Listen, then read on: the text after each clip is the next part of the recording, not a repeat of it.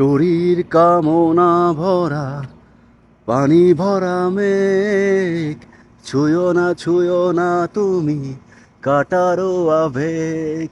Finally ভাই লোক চলে আসছে রকস্টার থেকে প্রীতি, যে গানটা লিখেছে হাসান রবায়েত, গানটা সুর করেছেন আহমেদ সান এবং মিউজিক দিয়েছেন জাহিদ নীরব।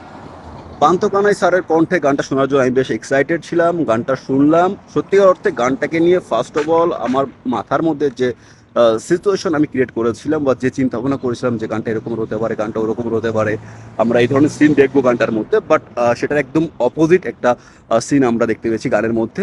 এখানে বলতে পারি যে আজমান রুশো সিনেমার গল্প অনুযায়ী গানটাকে প্লেস করেছে, যেখানে আমরা দেখতে পাচ্ছি একটা পুরো জেলের মধ্যে একটা টিম রয়েছে, পান্থকানি স্যার রয়েছে, অনেক লোক রয়েছে যারা গানটা গাচ্ছে, এবং ওখানে শাকিব খানকে ধরে আনা হয়েছে। এবং শাকিব খানকে ধরে আনার যে সিনটা, কয়েক সেকেন্ডের মধ্যে শাকিব খান যখন বসে থাকে, শাকিব খানের যে এক্সপ্রেশন, এখান থেকে ভাই রক টক সব দাঁড়ায় গেছে, যেভাবে তার ওই আর্তনাদটা আসলে ফুটে উঠছে, আমি জাস্ট ওইখানে শখ যে ভাই শাকিব কোন লেভেলে চলে গেছে।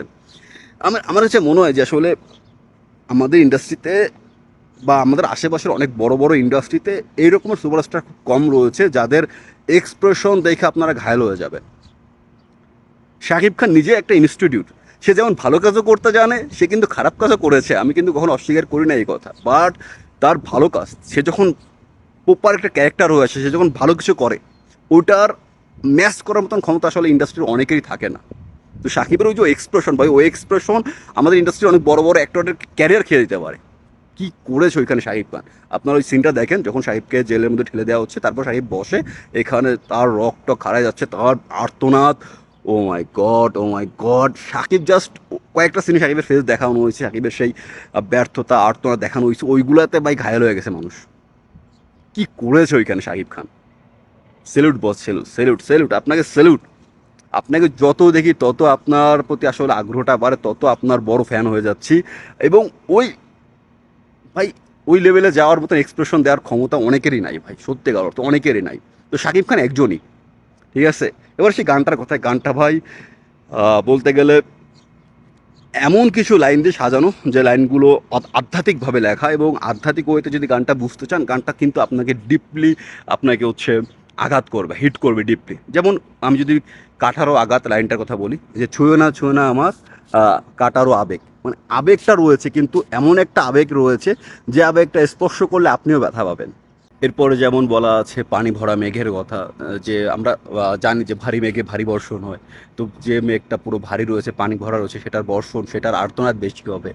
এরপরে যেমন এরকম রয়েছে যে আহ, একে একে সব দেই বধুয়ার কাছে, আমায় গলাও তুমি আগুনেরও আছে, তো আগুনের আছে গলায় উত্তাপ করে যেভাবে আসলে যেমন খুশি তেমনভাবে একটা লোহাকে তৈরি করা যায়, তো সেই লোহাকে যেমন আসে আগুনে উত্তাপ করে আসলে বতুয়া যেমন খুশি তেমনভাবে তৈরি করতেছে। এই যে বিষয়গুলো, লাইনগুলো ভাই আহ, কি কি দারুণ আধ্যাত্মিক সব লাইন লেখা গানের মধ্যে। এরপর জীবন সংগ্রামের যে লাইনটা রয়েছে, যে মেইন যে একটা বলতে পারি হুক লাইন যেটা, তারপর ওইখানে রয়েছে যে একে একে ফেটে ডালিম দুই ভাগ হয়েছে, এরকম কিছু সুন্দর সুন্দর লাইন রয়েছে যেগুলো পুরো এখানে হিট করতেছে। যেহেতু আমি ফার্স্ট এক দুইবার গানটা শুনে আমি ভিডিওটা করছি, তো আমি লাইনগুলো প্রপারভাবে বলতে পারতেছি না।